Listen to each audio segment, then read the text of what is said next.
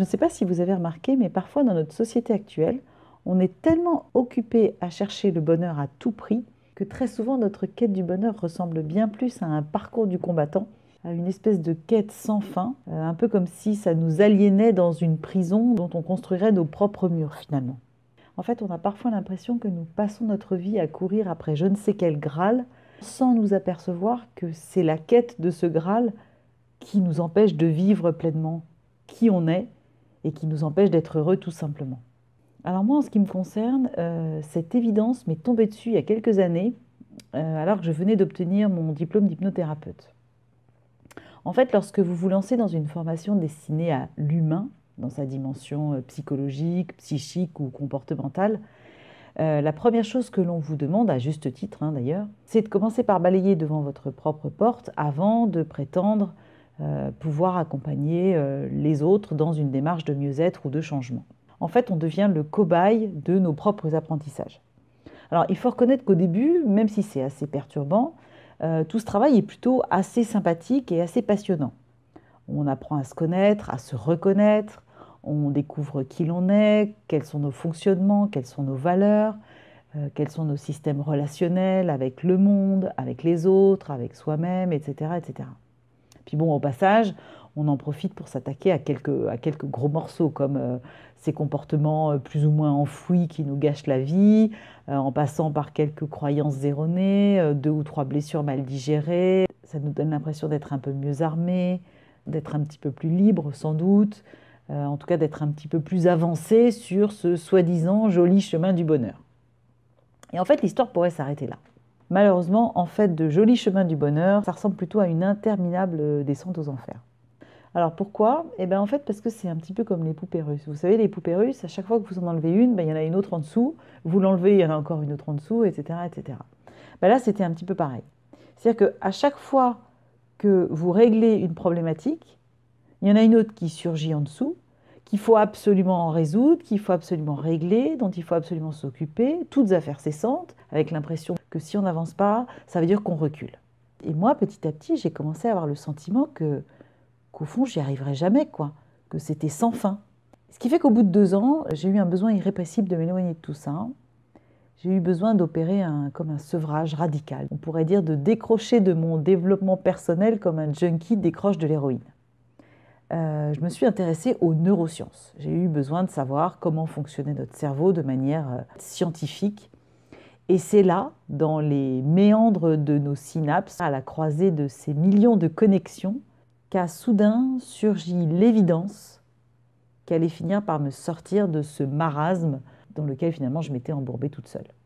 Si on prend un peu de hauteur, de la plus petite molécule qui existe jusqu'aux grandeurs, jusqu'aux confins de l'univers, chaque plante, chaque système, chaque bactérie, chaque caillou, chaque étoile naît, parcourt son cycle, puis disparaît. Tous et chacun d'eux sont poussés d'un bout à l'autre de leur existence par une sorte de moteur universel, on pourrait dire une énergie universelle, tout simplement une énergie de vie. Du plus petit au plus grand, tout s'organise en une infinité de combinaisons engagées dans un seul et unique processus, permettre puis optimiser la vie. Et tout comme n'importe quel autre organisme dans l'univers, le corps humain, notre cerveau, est une machinerie fantastique mue par un seul objectif, la vie. Et c'est quand j'ai commencé à réaliser tout ça que les questions ont commencé à émerger elles aussi. Je me suis dit, mais comment est-ce qu'on peut réellement imaginer une seule seconde que toute cette énergie de vie surpuissante soit balayée, soit mise à mal par nos simples pensées de petits humains? C'est comme si par nos simples peurs, nos simples croyances, on pouvait ébranler cette énergie de vie qui est commune à tout l'univers.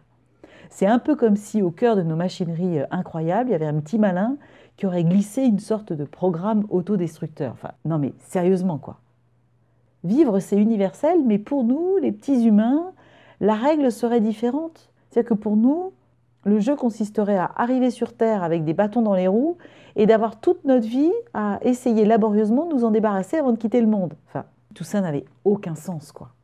Alors j'ai commencé à reprendre le problème dans l'autre sens et puis je me suis dit, mais lorsqu'une plante sort de terre au pied d'arbres gigantesques, par exemple, des arbres qui lui cachent la lumière, elle ne va pas passer sa vie à se demander pourquoi elle est née à cet endroit-là, et vraiment c'est pas juste, et je méritais mieux, etc., etc. Qu'est-ce qu'elle fait, la plante?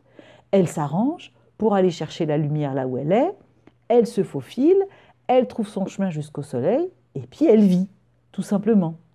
Lorsqu'un animal se blesse et perd un œil, par exemple, bon, il ne va pas rester prostré, inactif, à contempler son œil qui n'est plus là. Non, il va reprendre une vie normale. Instantanément, son corps d'ailleurs va s'adapter, il va développer d'autres compétences et sa vie va continuer parfaitement normalement. C'est-à-dire que non seulement il ne va pas s'apitoyer sur son sort, mais finalement dans cette énergie de vie, le corps va utiliser ce qui est défaillant ou ce qui ne fonctionne pas bien pour en faire une force et pour en faire quelque chose. Tout ça dans la même énergie d'avancer et de vivre. Et même nous, d'ailleurs, les humains, on le sait très bien. Quand on écoute des gens qui ont survécu à des accidents, à des maladies graves, on voit très bien que notre corps fait d'une force qui, au départ, pourrait apparaître comme un handicap. Et c'est là que je me suis dit, mais qu'est-ce que je suis en train de faire depuis 2 ans, 2 ans et demi, 3 ans? En fait, j'étais en train de me créer un monde, me créer une vie où il n'y avait que des problèmes. C'est-à-dire qu'au lieu de prendre tout ce qui me constituait comme des éléments de ma vie que je pouvais utiliser pour en faire autre chose, je donnais du poids à des problématiques. Et forcément, plus je leur donnais du poids, plus elles étaient importantes. J'étais pas en train de vivre, j'étais en train de contempler tout ce qui potentiellement pouvait m'empêcher de vivre. Tout ce que je faisais depuis 3 ans, c'était de lutter contre moi-même. Ça a été un électrochoc. Je me suis dit, ok, on arrête tout, on reprend tout depuis le début, on change complètement d'angle de vue. Le secret, c'était déjà de me réconcilier avec moi-même. Et la toute première chose à faire pour se réconcilier avec soi-même, c'est de se réconcilier avec ses émotions. Parce que peut-être que nos émotions, elles ne sont pas là pour rien, que nos émotions, elles font partie de nous, elles font partie de l'être humain. C'est impossible que nos émotions, qui sont la réaction première de notre corps à tout ce qui nous arrive, soient dirigées contre nous. Donc si nos émotions ne sont pas dirigées contre nous, c'est que peut-être elles sont là pour une excellente raison.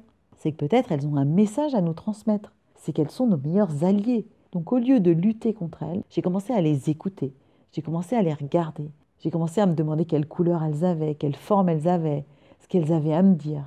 Et ce qui était incroyable, c'est le simple fait de me réconcilier avec elles m'a déjà tellement apaisée. Et j'ai commencé à vivre l'expérience d'être bien avec moi-même. C'était totalement paradoxal. J'ai arrêté de vouloir régler des choses, j'ai arrêté de prendre les problèmes les uns après les autres, de les prendre, de les regarder, de leur donner du poids, de leur donner de l'importance. Je me suis simplement réconciliée avec mes émotions. Je me suis simplement réconciliée avec finalement ce que me disait mon corps. Je me suis simplement réconciliée avec les expériences telles que je les vivais au moment où je les vivais. Je suis en colère, ok, je laisse le volcan de la colère s'exprimer et ensuite je discute avec elle. Ok, pourquoi tu étais là? À quoi tu me sers? Qu'est-ce que tu voulais me dire? Je les ai bien plus qu'acceptés, je les ai accueillis. C'est à ce moment-là que j'ai commencé à être bien.